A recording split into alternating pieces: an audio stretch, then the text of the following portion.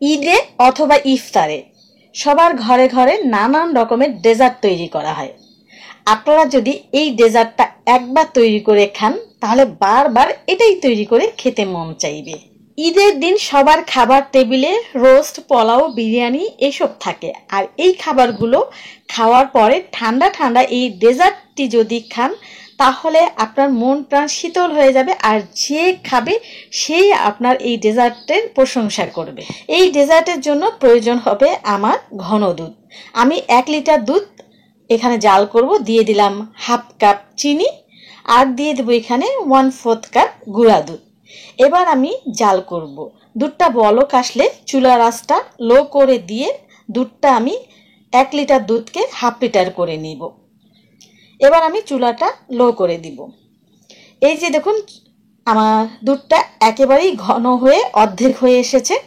এবার চুলা থেকে নামিয়ে কিছুটা ঠান্ডা করে নিয়ে তারপর আমি ফ্রিজের নর্মাল চেম্বারে রেখে দেব পুরোপুরি ঠান্ডা হওয়ার জন্য। এইদিকে এখন আমি ডাবটা রেডি করে নিব।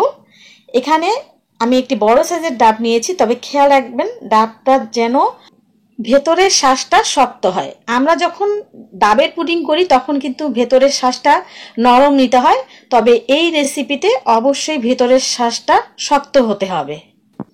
ডাবের পানিটা এখানে মেপে নিতে হবে, যেহেতু এখানে আগার আগার ব্যবহার করা হবে এই জন্য মেপে নেওয়াটা দরকার আছে। এখানে প্রায় 2 কাপের মতো পানি হয়েছে, অল্প একটু কম হয়েছে। 2 কাপ পানিতে দিয়ে দিলাম আমি 1 টেবিল চামচ চিনি, আর দিয়ে দেবো আমি এই আগার আগারটা। আগার আগার অনেকে জানতে চান আমি কি আগার আগার ব্যবহার করেছি, এই জন্য আগার আগারটা আমি দেখিয়ে দিলাম। এবার আমি 2 চা চামচ আগার আগার দিব, তবে এখানে আপনারা 1.5 চা চামচ দিতে পারবেন। তবে দেখেন আমি কিন্তু 2 চা চামচ একদম ভরে ভরে দিচ্ছি না, একটু খালি রেখে রেখে 2 চা চামচ আগার আগার পাউডার আমি দিয়ে দিলাম।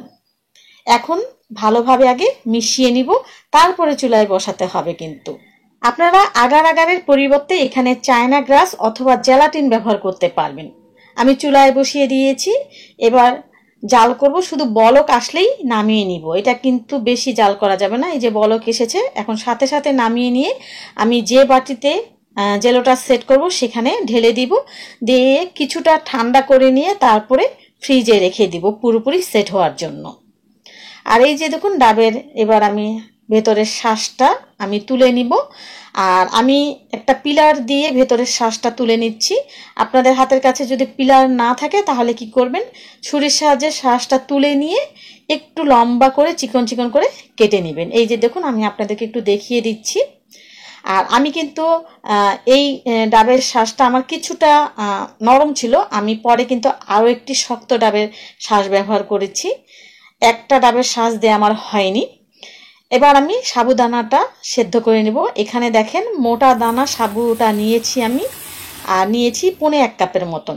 যে কোনো ডেজার্ট তৈরির জন্য যদি সাবুদানা ব্যবহার করেন তবে মোটা দানাটা নেয়ার চেষ্টা করবেন, দেখতে ভালো লাগে। আর পর্যাপ্ত পরিমাণে পানি দিয়ে কিন্তু সাবুদানাগুলো সেদ্ধ করতে হবে।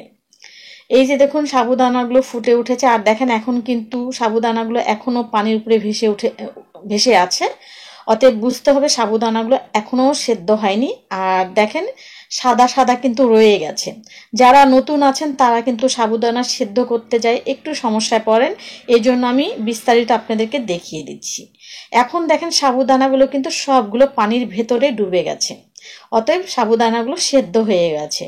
আর দেখেন যখন আমি তুলে দেখাচ্ছি দেখেন সবগুলো স্বচ্ছ কাচের মতন এখনো হয়নি, কিছুটা ভেতরে অল্প একটু করে সাদা শাঁস দেখা যাচ্ছে, এটাও চলে যাবে। আমি সাবুদানাগুলো ধুয়ে 1 থেকে 1.5 মিনিট শুধু পানিতে ভিজিয়ে রেখেছি। এটা হয়েছে একটা টেকনিক, এটা যদি আপনারা সাবুদানাগুলো একটু পানিতে ভিজিয়ে রাখেন তাহলে একেবারেই স্বচ্ছ কাচের মতন হয়ে যাবে, আর প্রতিটা সাবুদানা ফুলে ডাবল হয়ে যাবে। এই যে দেখুন এবার আমি পানি থেকে তুলে নিব। এইদিকে আমি ফ্রিজ থেকে ডাবের যে জেলোটা তৈরি করে রেখেছিলাম সেটা বের করে নিলাম। এবার এগুলো আমি ছোট ছোট কিউব করে কেটে নিব। আমার চ্যানেল ও পেজে বেশ কিছু ডেজার্ট আইটেম দেওয়া আছে, সেখানে সাবুদানার ডেজার্টও পেয়ে যাবেন, সাবুদানার পায়েস পেয়ে যাবেন। যারা ইউটিউব থেকে দেখছেন ডেসক্রিপশন বক্সে সবগুলো রেসিপি লিঙ্ক পেয়ে যাবেন, আর যারা ফেসবুক থেকে দেখছেন আপনারা কমেন্টে রেসিপি লিঙ্কগুলো পেয়ে যাবেন। এই যে দেখুন আমার ডাবের জেলুগুলো তৈরি হয়ে গেছে, দেখেছেন কতটা সুন্দর হয়েছে, একদম স্বচ্ছ কাচের মতন মনে হচ্ছে, এক টুকরা কাচ। এবার একটি সার্ভিং ডিশে আমি সবগুলো উপকরণ একে একে নিয়ে নিব। এবার দিয়ে দিব এখানে ডাবের শাঁসগুলো। এই যে দেখুন আমি এখানে কিন্তু আরো একটি ডাবের শাঁস নিয়েছি, এখানে দুটো ডাবের শাঁস আছে। এবার দিয়ে দিব সাবুদানাগুলো। সাবুদানাগুলো কিন্তু আমি পানি থেকে তুলে পানিটা ঝরিয়ে নিয়েছি।